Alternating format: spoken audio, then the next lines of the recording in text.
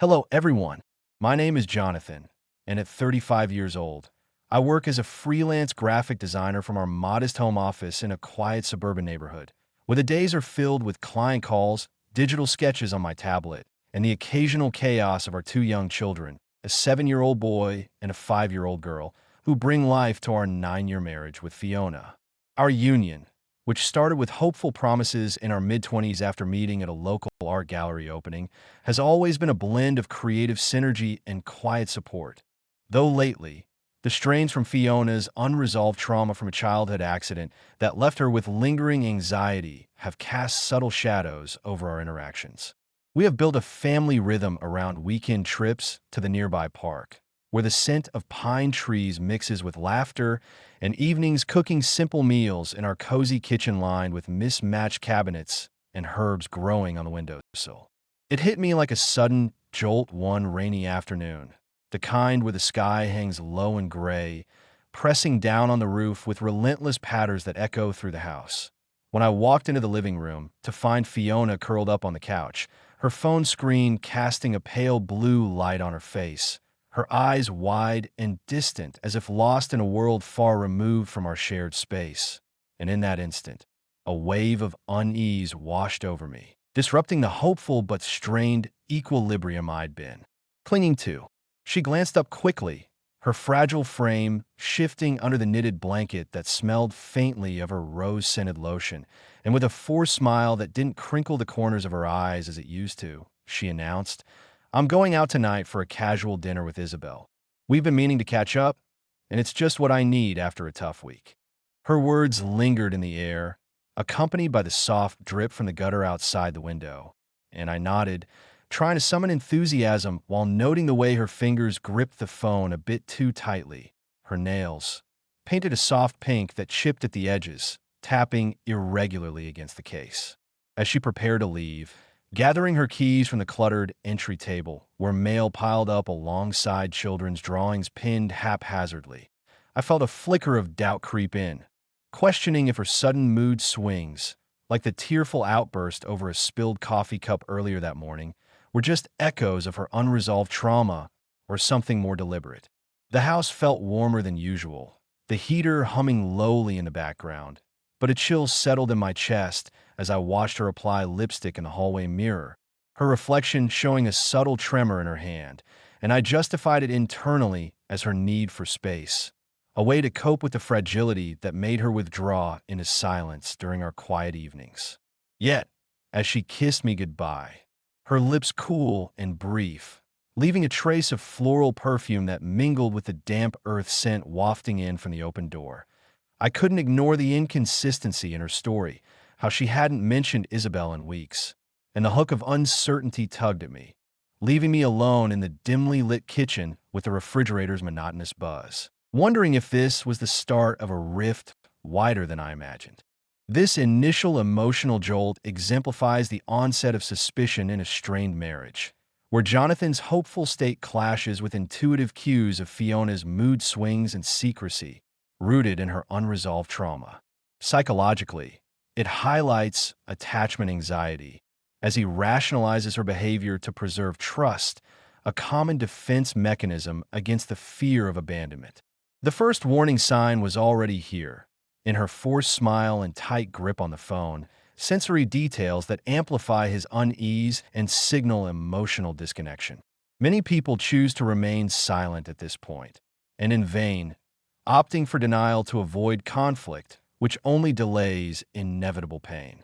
Interpersonally, Fiona's fragility creates a power imbalance, her withdrawals fostering Jonathan's isolation and doubt. Thematically, it underscores trust vulnerability when trauma goes unaddressed, leading to subtle deceptions that erode relational bonds.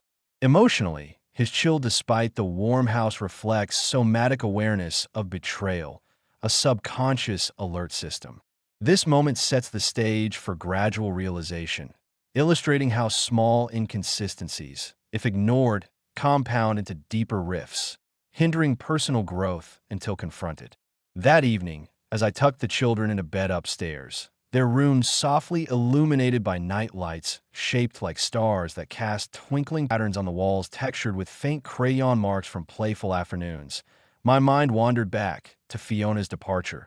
The way her footsteps had hurried down the porch steps slick with rain, her umbrella blooming open like a sudden barrier.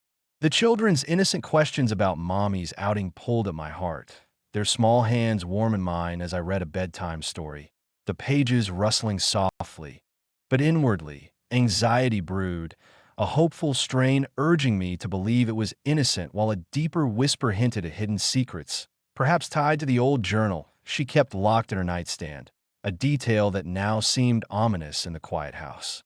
The following days unfolded with an undercurrent of tension that contrasted the calm facade of our daily routines, like the way sunlight filtered through the kitchen blinds and slanted beams, highlighting dust motes dancing in the air, while Fiona moved about preparing breakfast, her movements jerky and abrupt, her once gentle hands slamming cabinets with a sharpness that echoed her sudden mood swings.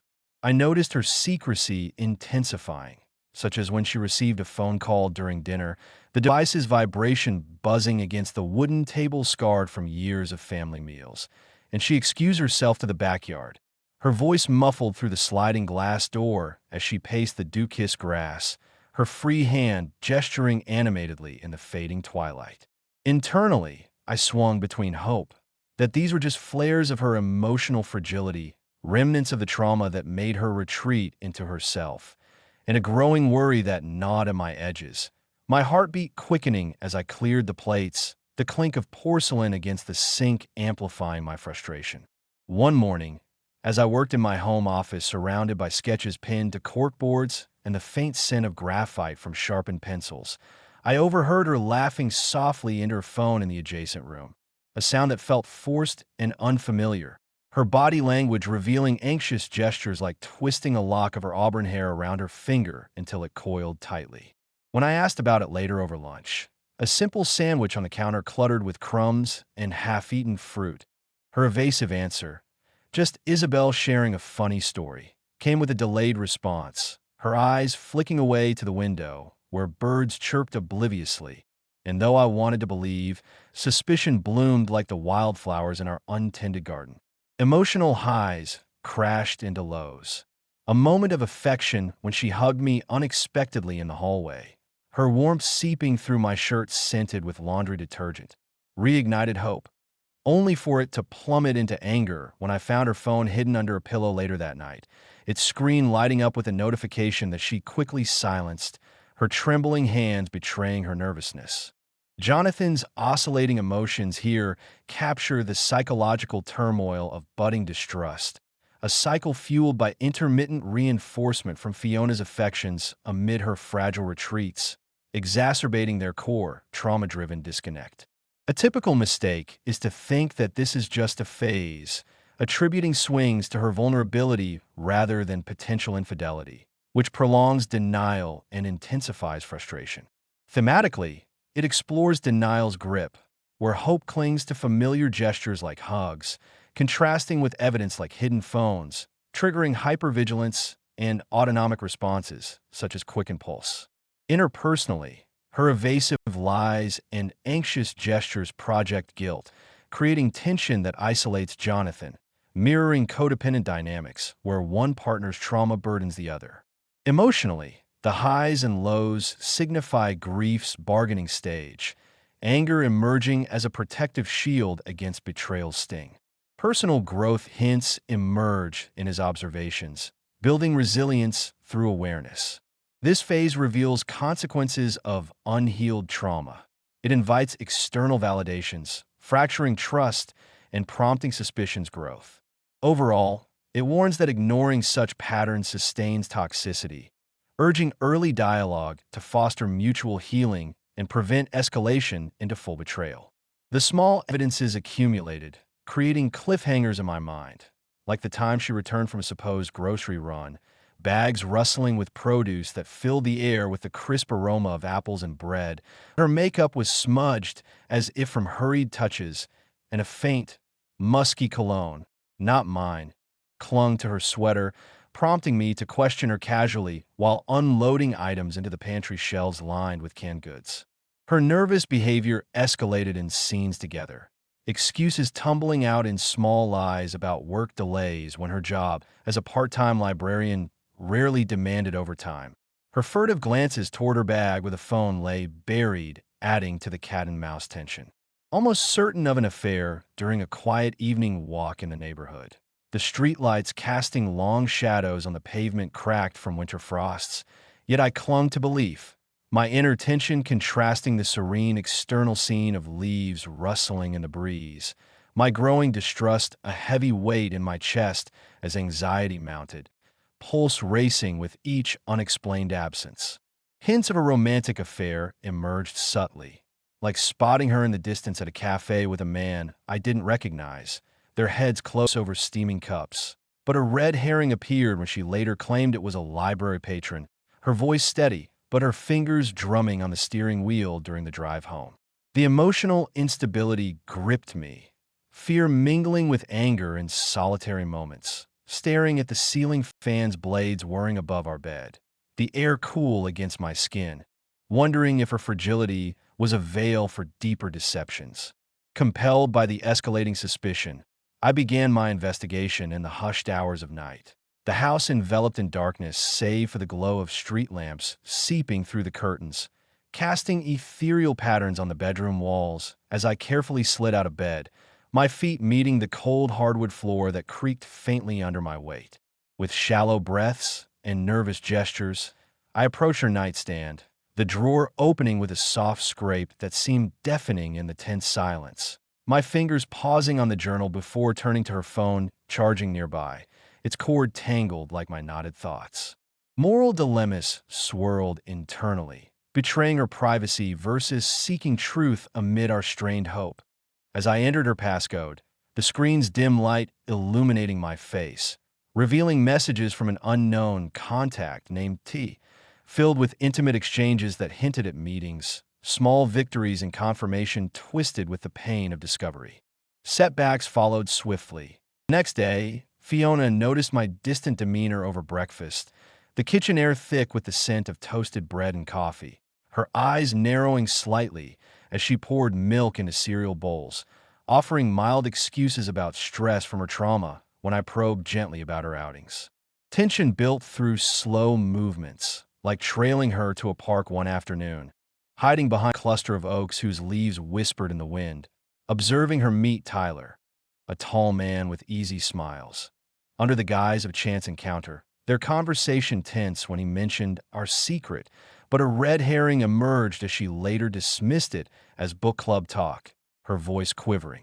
Internal monologues raged with mixed emotions, anger surging hot through my veins at the betrayal, pain constricting my chest like a vice, disappointment in our 9 years, yet determination grew, propelling me forward despite the cold sweat on my palms. The cliffhanger arrived late one evening. Notification sounds piercing the quiet living room where I sat alone, the lamp's warm glow on scattered magazines. When I deliberately accessed her phone left unattended on the coffee table marred with ring stains for forgotten drinks, uncovering private messages detailing affectionate plans, the words blurring through my tears in the dim screen light. The discovery of private messages marks a critical threshold, shattering Jonathan's denial and confirming betrayal, a psychological pivot from suspicion to painful validation amid their trauma-shadowed marriage. This event emphasizes moral dilemmas in privacy invasion, where desperation overrides ethics, reflecting trust erosion when fragility masks deceit. The first warning sign was already here in earlier red herrings like the cafe meeting, but this undeniable proof, affectionate plans, evokes mixed emotions, anger's heat, pain's constriction, and determination's resolve. Interpersonally, Fiona's mild defenses highlight manipulation, her quivering voice a fragile facade that deepens the cat-and-mouse game. Thematically, it underscores betrayal's consequences, how unresolved trauma seeks solace elsewhere, damaging familial bonds and self-esteem. Emotionally, Tears and tense silence indicate trauma bondings break, somatic grief manifesting as blurred vision and cold sweat. Small victories in evidence gathering foster empowerment, navigating setbacks like her excuses. This moment illustrates personal growth's inception through confrontation of reality, warning that prolonged investigation, while necessary, amplifies uncertainty's toll.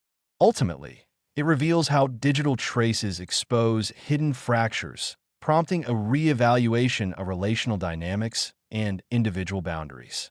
As she returned home, the door clicking shut with finality, she sensed my suspicion, her posture stiffening in the hallway's shadows, defending with excuses that rang hollow, leaving me in tense silence, heartbeat echoing in my ears, the air heavy with unspoken accusations. The undeniable proof culminated in a charged evening confrontation. The living room bathed in the flickering light of candles on the mantel, their wax dripping slowly like the melting facade of our marriage. Rain pattering against the windows in rhythmic insistence as I faced Fiona across the rug worn from years of footsteps. "I found the messages, Fiona, about Tyler, the secrets you've been keeping," I said, my voice low and measured, pausing as her face drained of color under the warm glow, her hands clasping together in her lap with trembling fingers, a quiet sigh escaping her lips before she responded. "It's not what you think. I was just lonely," she whispered, tears welling in her eyes that caught the light like shattered glass. Her body language shifting to defensive, arms crossing over her chest as if to shield her fragile core, the pause stretching interminably in the creaking house. Emotional intensity peaked with swings from rage, my fists clenching at my sides, nails digging into palms. To shock as she admitted the affair stemmed from her unresolved trauma, seeking solace in Tyler's understanding. Her excuses laced with gaslighting attempts like, "You're overreacting, it's nothing serious." The climax twisted unexpectedly when the doorbell rang, a sharp intrusion amid the storm, revealing Tyler on the threshold, rain-slicked hair and a tense expression under the porch light, having come to check on her after a worried text, shattering illusions as he stepped inside, the door's sound echoing like a final nail.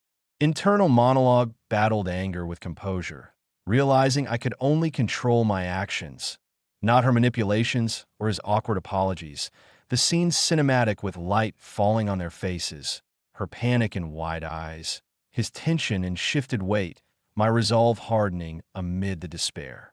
After the confrontation, as Tyler left with hurried footsteps fading into the rain and Fiona sobbed on the couch, her shoulders heaving, I felt a profound emotional drain, disappointment settling like a heavy fog, yet a spark of resolve flickered, analyzing my state as one of raw vulnerability transitioning to quiet strength. The climax of confrontation, intensified by Tyler's twist arrival, embodies betrayal's raw exposure, swinging Jonathan through rage, shock, and resolve, highlighting themes of accountability in a fragile partnership marred by trauma. Psychologically, it captures fight-flight dynamics, his composure versus her sobs and gaslighting, a contrast revealing coping disparities where denial crumbles under evidence. A typical mistake is to think that this is just a phase, minimizing the affair's roots in her loneliness. But the storm's sensory backdrop mirrors internal chaos, amplifying despair.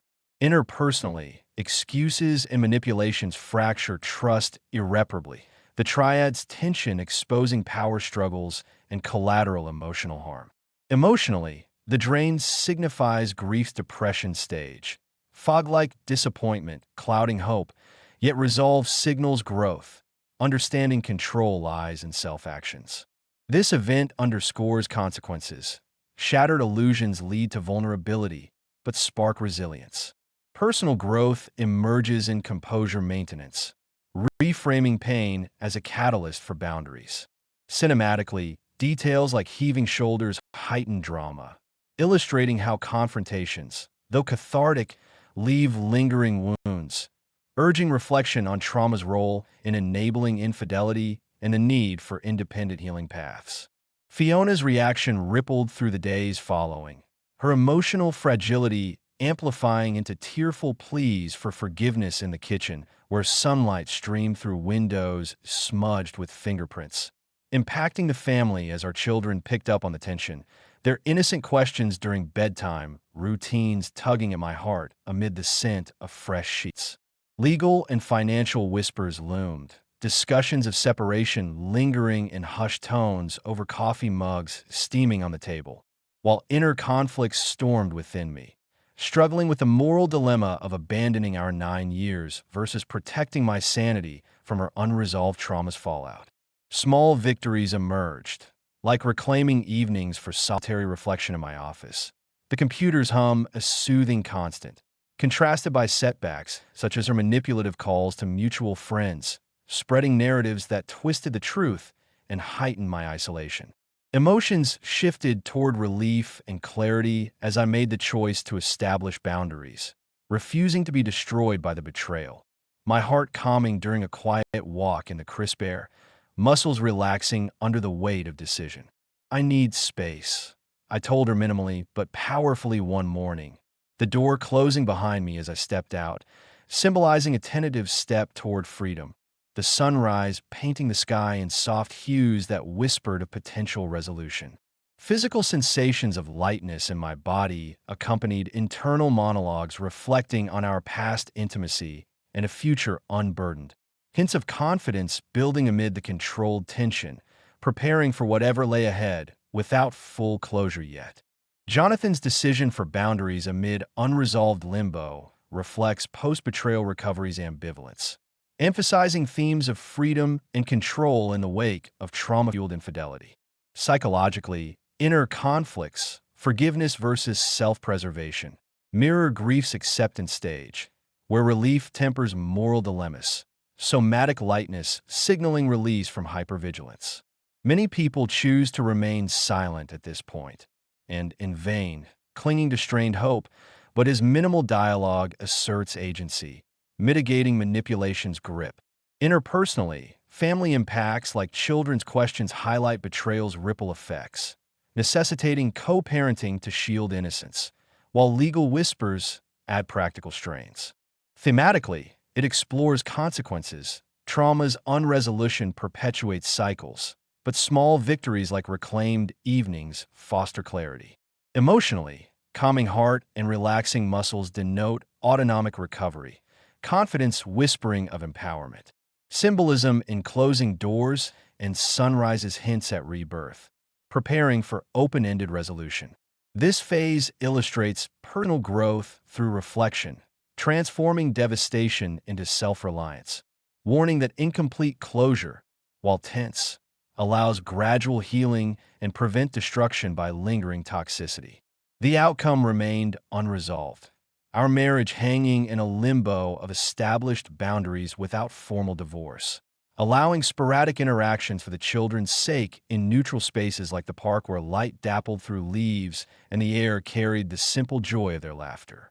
I continued independently, adopting new habits such as early morning jogs along fog-shrouded paths, the rhythmic pound of feet on pavement fostering inner growth and freedom from manipulations, while hobbies like sketching in cafes introduced new acquaintances whose conversations flowed under the hum of espresso machines. Confidence grew in this space, no longer shadowed by her fragility, as reflections on lessons learned. The fragility of trust eroded by unresolved trauma, the peril of ignoring mood swings, brought personal empowerment, understanding betrayal as a catalyst for self-examination. The final emotional hook lingered in calm evenings alone, sipping tea on the porch with music drifting softly from inside, a sense of strength and slight hope amid relief and faint bitterness, leaving the future open. Overall, this experience offered psychological insights, how hope strains under deception, the wisdom in confronting evidence despite pain, and the enduring personal strength that emerges from uncertainty, providing catharsis in the unresolved. Jonathan's narrative arc from hopeful strain to unresolved boundaries encapsulates betrayal's psychological toll in trauma-laden marriages, weaving themes of trust fragility, denial's deception, betrayal's far-reaching consequences, and tentative personal growth. Key events reveal how mood swings, ignored as fragility, breeds secrecy in affairs, eroding interpersonal bonds and self-trust over 9 years.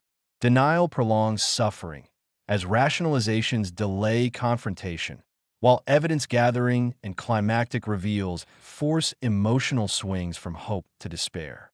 Consequences manifest in family disruptions and moral quandaries, yet foster resilience through boundary setting. The unresolved ending underscores real-life ambiguity, where growth emerges not in closure, but in ongoing reflection and independence. Lessons include addressing trauma early to prevent external validations, the wisdom in heeding warning signs, and empowerment via self-control. This story offers catharsis, affirming that while betrayal wounds deeply, it can catalyze strength, hope, and wiser relational choices, emphasizing emotional honesty for future stability.